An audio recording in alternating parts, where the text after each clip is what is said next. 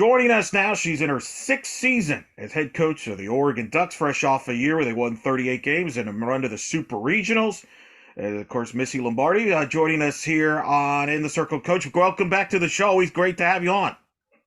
Thanks for having me, Eric. I appreciate it. I want to reflect on last year. You've had some, obviously, the offseason to think about it. 38 wins, get to that Super Regional. I remember I was there. I talked to you in Stillwater, and it was an emotional time. It was you and your seniors, and talked about that journey and what everything you've been through. I got the sense that last season was one of the most enjoyable years of your coaching career. Am I accurate in that description? Because you were pretty emotional there when it ended, just because of how much you enjoyed coaching that group. Yeah, it was it's a tough way to end. It's bittersweet because all of us are so excited that we went further than we've ever gone, which was our mission. We want to go to the World Series. We want to compete for a national championship. We want to go further than we've ever gone. So we're excited to see that we accomplished that, but then also upset that, we were 2 games away from the World Series and couldn't finish that out. You had to do it on the road. You won that regional in Fayetteville to get to Stillwater. What do you, when you reflect on last season, what are you hoping that the returners, because you have a lot of them back, take from that experience into this year? I think going into our 6th year, for 5 years now, we've had to learn like right from the beginning. My first year, was a transition. My second year, I think I had one athlete that it's been to postseason, and that was it. So it's been stepping stones for us. We've had to learn as we go and create, understand what we're getting into, get the experience from it, give everything we've got, and then take it into the next year. And I feel like that's what we've been doing year by year. So I look at this year, I feel like everything that we need to know, situations that we've been in, whether they've been adverse or successful, it puts us in a really, really good position for this year. We have 9 seniors that have unfinished business, and they are on a mission. I remember you told me in Stillwater at the end of the regional when I asked you about that group, and you're like, "I've learned as much from them, my seniors, than they learned from me," because they talked about how much you meant to them. Just expand on that, and you saying, "Hey, I'm adapting. I'm listening. I'm more of a listener now to what my leaders are going to say to get a sense of the team." For sure. I think, like that first year with Tara and Allie Bunker and the rest of Kate Howard, we were all freshmen together. We've been together since day one. And so I know I have taught them a lot on the field and off the field, but then I just think about how much I've learned from them as well. Your team, as coaches, we always want to fix and teach and get them to get things quickly. And, that's what we do. We teach, and we love on these guys. But I think along the way, you start to learn that not only are you teaching them, but it's important that you really listen to them as well. Because they're the heartbeat. They are your program, and they're the ones that are out on the field competing together and have a lot of really, really good things to say. So listening is something that I've done a ton with this group and will continue to do as a coach. Well, you got to, right? And that's kind of the story with today's player too, right? Because a lot of times, a lot of today's players, like, they like to ask, well, why are we doing this or what this? And you can't just, all right, this is why we're doing it, and listen to them and see what they're comfortable with to get the most out of them. I agree. I just think I played back in the day where it was more old school, and whatever your coach told you to do, you did it. And whether you liked it or not, you just did it. And I just think the generation that we have right now, they do the same thing. They work so hard for us, but they're just the why generation. They just want to understand why. They have a lot of questions. And I don't think it's that they don't believe. I think they just want to understand and know that's just who they are. And so I've learned, I've really learned a lot about this group and what is the best way to coach them, and really allowing them to have a say and like be a part of our plan and give us feedback. Like I said, I've learned a ton from them as well. It's been great.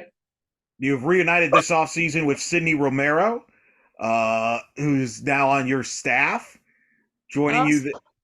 Oh, uh, you got a guest um, here for you. my dog is barking. Shoot. You want to Let take me care? Yeah. let me put them outside real quick. You reunited with Cindy Romero, obviously. Just talk about adding her to the staff. Obviously, it's an expanded staff, which everybody in college softball has now with the third full-time assistant. But you brought in Cindy Romero. Just talk about reuniting with her. It's been great. It's been great. You know, when you haven't seen somebody for a while and then you just pick up and you just don't miss a beat. That's how I feel with Sid. Like we just picked up from where we left off. You know, where we left off, it was me coaching her as a player. And now we've picked up of coaching together and coaching our athletes. It's been great. The transition has been awesome. You know, she knows what we just know each other so well. It's just been really smooth. Our athletes have really enjoyed working with her. They love that she's a pro athlete. They love that she's played on the grandest stage and she's won national championships. You know, she's played international ball, she's playing pro ball. That has gone a long way for this group. You know, she's still competing and she's still training. So what she's asking them to do, she's asking of herself as well. Talk about then your staff now. It's expanded and what their roles are within the team now, because you have Sam Martyr, obviously, who's been there as well. You got Alyssa there. Just talk about what each one brings to the table.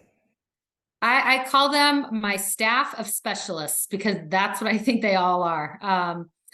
Sam Martyr, she's my associate head coach, and she runs our total offense. So she runs our offense, and Sydney and Alyssa assist her in that, which I think is great. You know, each one of us have our areas, but to just have our area and it only be us, there's too much work to do. So those guys assist her in it. You know, they all speak the same language. They've either coached together, played against each other, grown up with each other. They speak the same language. So again, in that spot, the transition has been really good. You know, with Sydney and with Sam, you've got two right-handed hitter, but with Liz, you have a left-handed hitter as well. So I think our athletes are able to really go to all of them with what they're needing. And Sam really setting the tone for what the expectations are for our offense, but then to be able to spread it around with our athletes, and they all really get individual training from the three of them. Sydney, she runs our defense. She runs the whole thing, but then she'll really, you know, obviously work with the infield, and then Liz will work with the outfield. And again, they're just, you know, Liz, she's no longer playing, but she hits fungo bombs. So I just think what's nice is that they're really able to, just these guys are young and, you know, right in the middle of it, and just connect really well with our athletes. They connect. I was a former catcher, and so was Sam Martyr. So our catchers get double the fun with that. We really get after it with them. And then I work with our pitchers. And then we have a GA, Mariah Lopez, who's in her final year. She played at Oklahoma, and she, you know, finished her career at Arizona. And she gets to assist us in everything. So it's been great. It's been really good. It sounds like you like versatility in your staff more so than just, hey, this is your defined role. No, you like versatility. Is that an accurate description? I do. And I think that's funny that you say that, because not only do I think I have a versatile staff, I think that's what us Oregon softball is known for. Our athletes are very versatile. They can play multiple positions. They can do multiple things. And so I guess the apple doesn't fall far from the tree then. No, that's fair. That's fair. You talk about this roster, obviously you return a lot. Let's start with the pitching staff, with Stevie returning a 20-game winner. Morgan Scott was a 13-game winner, leading your staff. Just talk about your staff as a whole. I think this is going to be by far our deepest staff that we've had since I've been here. Deep, very experienced. I have one freshman on the staff. And what I love about that is a freshman, you know, it's not her coming in feeling like she has to do everything. We're able to put her in spots to be very successful, and she has a bunch of elders around her to help her out. So I think Taylor's in a great spot. You're going to love watching her pitch. She's so competitive. She's a pitcher that defense like to play behind. She shows a lot of emotion. She competes. She's fearless. She's going to be a good one to watch as a young freshman. And then I think about with Elise, last year she had to redshirt. And so to be able to get to see her this year, she's going to play a big role for us. She throws the ball hard, but has really, really good spin, has really good movement, and can give a very different look than our other athletes. And she's just eager to get on the mound. We were really needing her last year, and it didn't work out, and we were forced to have to redshirt. So I know she's just chomping at the bit and can't wait to get back on the field. And then I think about Reggie, and I think of Stevie, and I think of Morgan, and those three and what they did together and how they worked last year together. You think of Reggie, she throws, she's a power pitcher that throws hard, throws in the 70s and throws the ball down in the zone. Stevie is more of an up in the zone, and she'll get you to, swing and miss and hit pieces of the ball. And then I think Morgan, you get to see a little bit of both. She has good speed on her pitches, has good movement, and it's got a good changeup. So what I like is that we've got depth, we've got experience, and we've got 5 different looks. When you have someone like Elise who redshirted, how do you kind of keep them to get better while they're redshirting, if you will? And now they haven't faced live competition as far as a regular season game in over a year. How do you get them to get the most out of them from that regard? I think just, like you just continue like that they would be playing, one, getting her healthy, but then 2, this fall, we were able to play some fall games, which was great to see her back on the mound. I think that the best competition that she can get in the fall is facing our hitters. So to be able to do that as well. You've added Emma Koff, the catcher, obviously coming over from Georgia Tech. How about her? Talk about her impact to the pitching staff as a catcher and learning the pitchers. She's been great.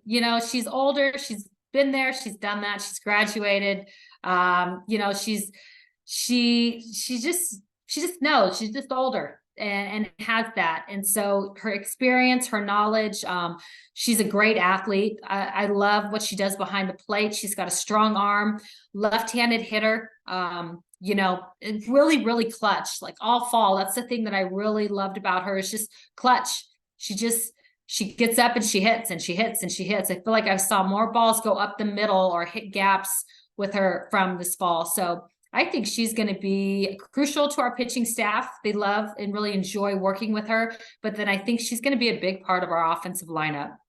An offense that returns a lot of players, including Ariel Carlson, hit 333 last year, 9 homers, 37 RBIs. Hannah Delgado, 321 last year. And maybe one of my favorite players, KK Humphreys. Well, I remember when you got her and you were really excited about having her, and she's done everything you've asked of her. 285, 8 homers, 27 RBIs, 14 steals. Just talk about that group leading your offense.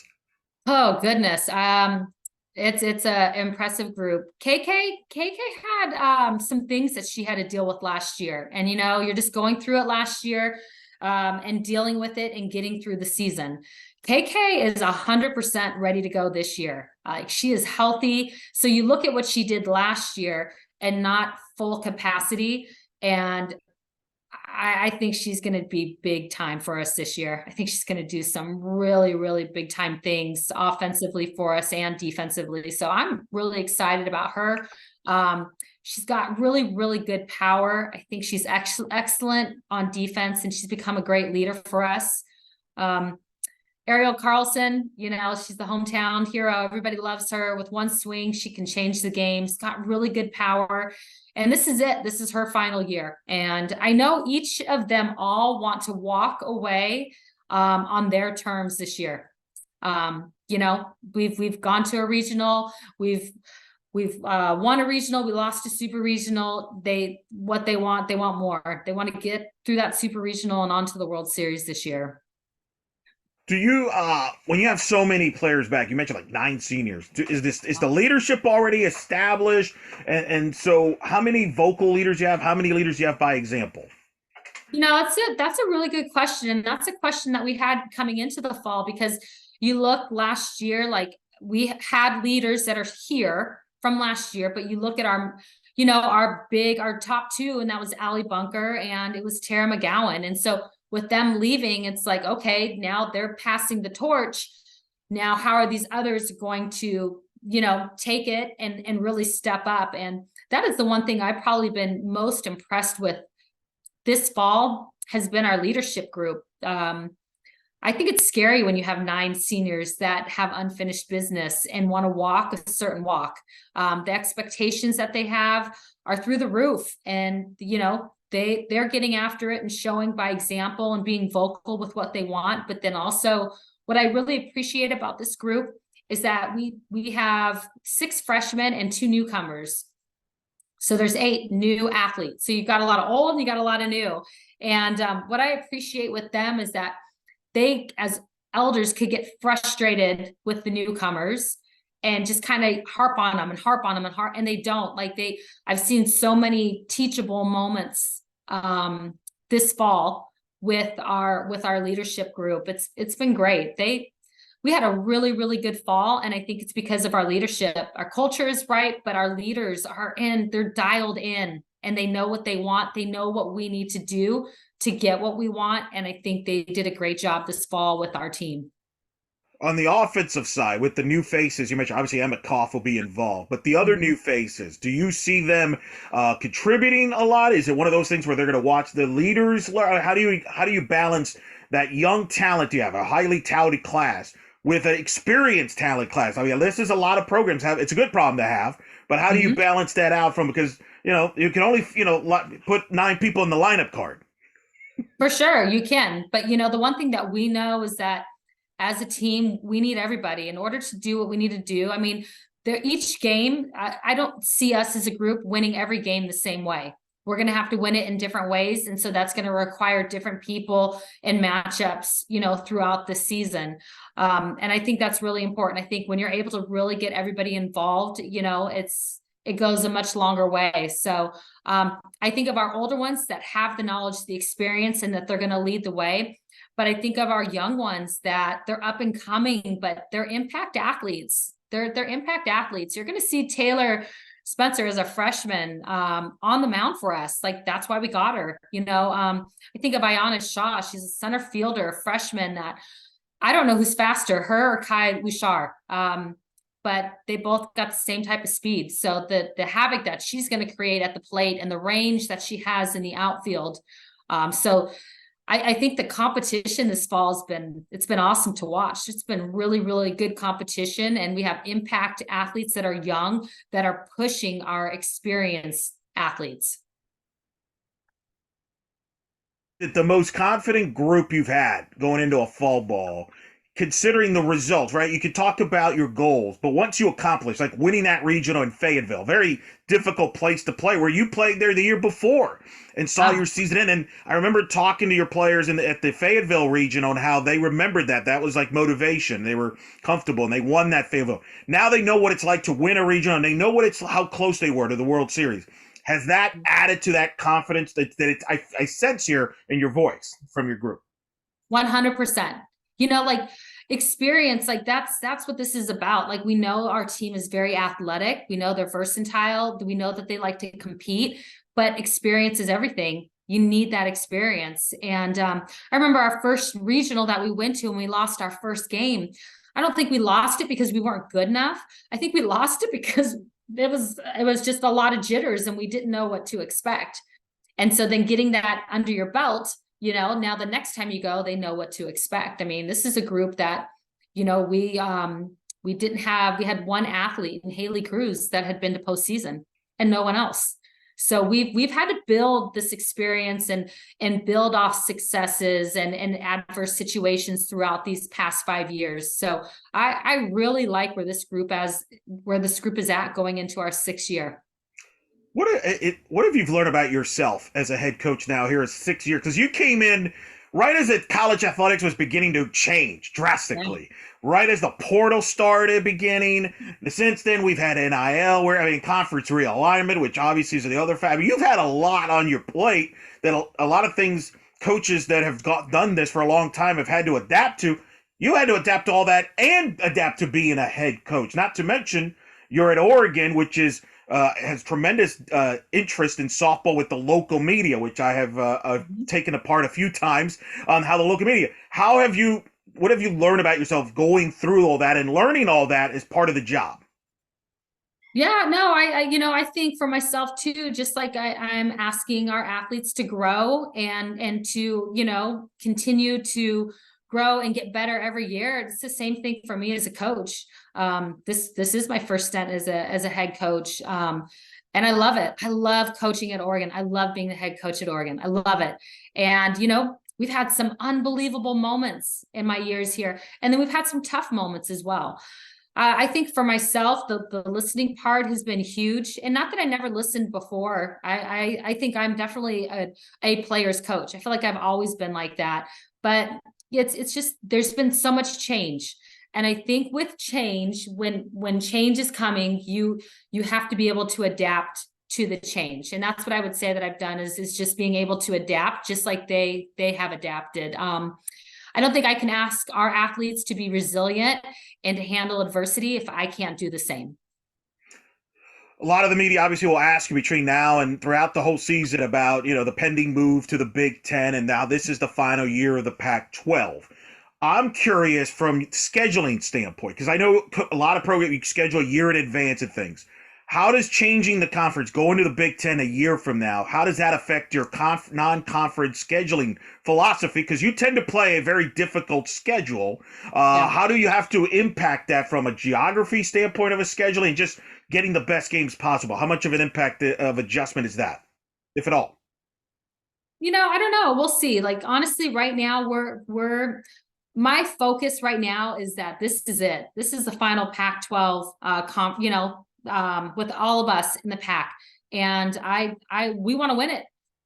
We want to be the final one, we want to win it. So that's my main focus. With the Big Ten, I think it's kind of bittersweet. I think the Pac-12 softball is the best. I do, so it's sad to see Pac-12 softball and all of us like go our different, all of our different ways. But then I'm excited for the new things that the Big Ten brings. It's a tough conference as well. And, I think that the college landscape is just kind of ever changing, and this is a big change, but do I think there will be more changes to come? I do. And so I just think we just have to roll with it. Just like you would in a season, you have your ups and downs in a season, but can you, stay strong and not get too high, not get too low, and stay steady and trust your mission. I think it's the same thing going next year into the Big Ten. I trust our leadership. I know things will be in a great place, and I'm excited. For the most part, we play a very difficult non-conference schedule. I think we'll continue to do that because I think in order for us to be ready for the Pac, you've got to play a strong non-conference schedule. I think, looking ahead, in order to compete in the Big, you're going to have to play a tough non-conference schedule. So I don't know if the toughness of our schedule will change. Maybe we'll be a little more local on the West Coast, which for the most part, I think we already are. We might have one trip that might take us closer to somebody's hometown. This year we're going to Florida. We're opening up in Florida, and one of our seniors, it's her final year, and we're trying to get as close as we can to where she's at. So we're heading that direction. But I think you might see us, for the most part, stay a little more on the West Coast because we will be traveling a little bit more throughout that season. Yeah, you mentioned you're opening the season in Clearwater for the NFCA. There's good competition there. That's right off the bat. And then you're going out there to San Diego. You're going to Mary Nutter, which is always right there as a marquee tournament. But you get to host a tournament. You mentioned being home. You get to host a tournament as well, the Jane Sanders Classic. Just talk about developing that tournament where you're going to play other. Florida State will come to your place, among other teams in that tournament field, Maryland and elsewhere. Yeah. I think anytime we can play at home, we think our fans are the best. We love playing at the Jane. It's an unbelievable atmosphere. I played there as an opponent, and I got beat, and I hated every part of that, but I loved the venue. I loved the crowds and just the fans. Oregon, they're passionate about softball, and I love it. To be able to have a Florida State and a Maryland and Mount St. Mary's in that tournament and having to compete, I just think it sets us up. If we want to be at the end, we've got to be able to play tough competition like that throughout the year. So I'm looking forward to it. Is that something we could see moving forward down the road, hosting these type of tournaments in March? And obviously, calendar, weather plays all a factor in that. But I mean, that's one that a lot of eyeballs are going to be on that weekend. Yeah, for sure. The year before we went on the road that weekend, but in previous years we've hosted that first weekend in March. So I would love to continue to host that first weekend in March and possibly, the second weekend as well. Let's talk about obviously moving now as we get before the season in February. What are a couple goals, keys to this group to accomplishing that next goal, if you will, and maybe some questions you have that you only get answered once you play other competition? I think with them really, the preparation, I think their preparation has been really, really key in all areas. I think trusting the process along the way. And to me, I think it's the ability to start fast. This group is a seasoned group. I think every year since I've been here, we start at the beginning of the year, and when we get to the end of the year, the amount of growth and things that we've learned and how we've competed and all of that definitely will happen. But I think this team has the ability to start faster than years past, and it's just because of the large group. I mean, we have 9 seniors. That experience. I mean, Yeah. do you talk big goals out there with them, or is that something that doesn't get brought up? All the goals you have internally. No, we talk about it all. I mean, I can't expect them to get somewhere and not give them, the vices to do it. So no, we talk about it all. We have real conversations about everything. We're very straight to the point. They've I believe they've got to be able to handle a tough schedule early in the season, midway through the season, in the pack, and in post to get to where we need to go. So no, they understand. They understand how it all works. Last couple questions. Obviously, you mentioned obviously the last year of the Pac-12. Last year was the first year of the conference tournament for the Mhm. Pac-12. What did you think of the conference tournament, having gone through it a year? You got to go through it again this year. Is it Stanford's hosting? And then once you get to the Big Ten, there's going to be a conference tournament. What's your thoughts on that? I loved it. I loved it. I was, since they said we were going to have a conference tournament, I was really, really excited about it. I think when you get into that conference tournament, um, it's anybody's. Anybody can come up and win it, and I think it just gets you into that postseason.